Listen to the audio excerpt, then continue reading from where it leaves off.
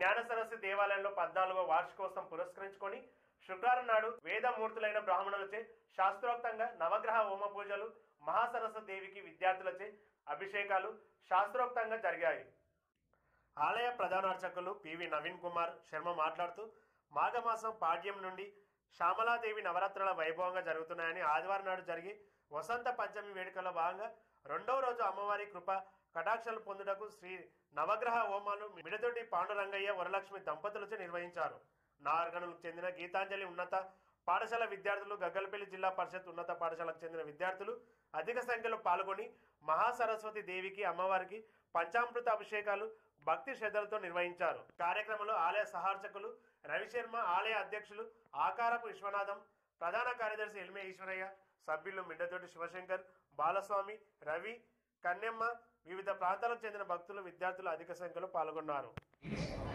Half an hour, 40 minutes, 1 hour, 2 hours. Like that you will do the class. We can't get any diseases and the BP and sugar.